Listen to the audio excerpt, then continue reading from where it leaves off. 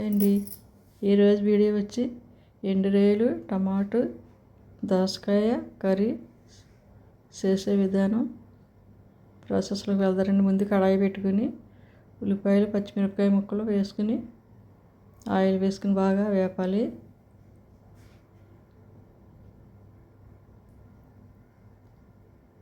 అలా వేపుతుంటే కరివేపాకు వేసుకోవాలి.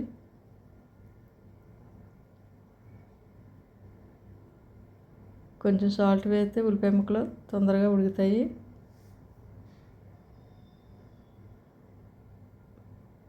కొంచెం పసుపు,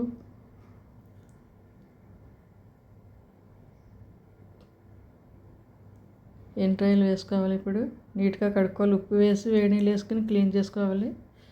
అప్పుడు మట్టి లాంటిది ఏమన్నా ఇసుక లాంటిది ఉన్నా బాగా వదిలి నీసు వాసన లేకుండా ఉంటాయి. ఎండ్రాయిలు బాగా వేపుకోవాలి నూనెలో. టమాటా వాసన వచ్చే వరకు వేపుకోవాలి. ఇప్పుడు దోసకాయ ముక్కలు చిన్న చిన్నగా ముక్కలు కట్ చేసుకుని కడుక్కుని వేసుకోవాలి. గింజలు తీసివేయాలి. లోన గింజలు ఉంటాయి కదా, దోసకాయ గింజలు తీసివేసి దోసకాయ ఒకసారి చూసుకోవాలి. ఒక కాయ చేదుగా ఉంటుంది, మనం చెక్ చేసుకుని వేసుకోవాలి దోసకాయ ఎప్పుడైనా కానీ.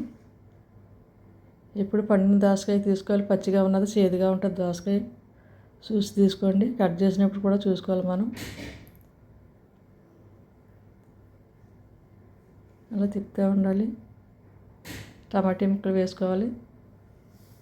నేను 2 టమాటీలు వేసాను, చిన్న చిన్న ముక్కలుగా కట్ చేసుకుని వేసుకోవాలి.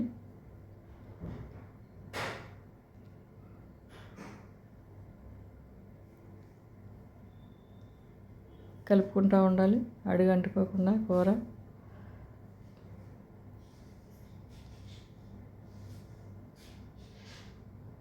దోసకాయ వాటర్ వేయకుండానే ఉడికిపోద్ది.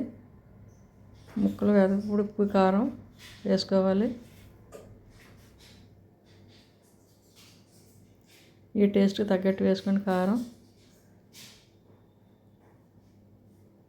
మూత పెట్టి 1 నిమిషం మళ్ళీ కలుపుకోవాలి. కారం అనేది అంతా ఎంతని ఎవరు చెప్పలేము, ఎన్ని స్పూన్లని. ఇప్పుడు వాటర్ వేసుకోవాలి. ముక్కలు పెద్దవి అయితే ఉడకగానే వాటర్ వేసుకోవాలి. చిన్నగా ఉంటే వాటర్ వేయకుండానే దోసకాయ ఉడికిపోద్ది. మూత పెట్టుకుని 2 నిమిషాలు తర్వాత మళ్ళీ కలుపుకోవాలి.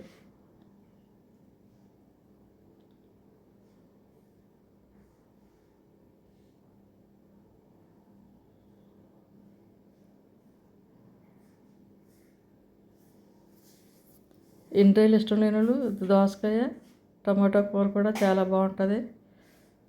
జీలకర్ర వెల్లుల్లిపాయ పొడి చేసుకుని వేసుకోవాలి.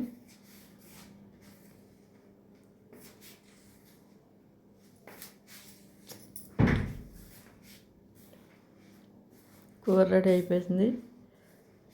ఎలా ఉందో మీరు కూడా ట్రై చేసి కామెంట్ చేయండి.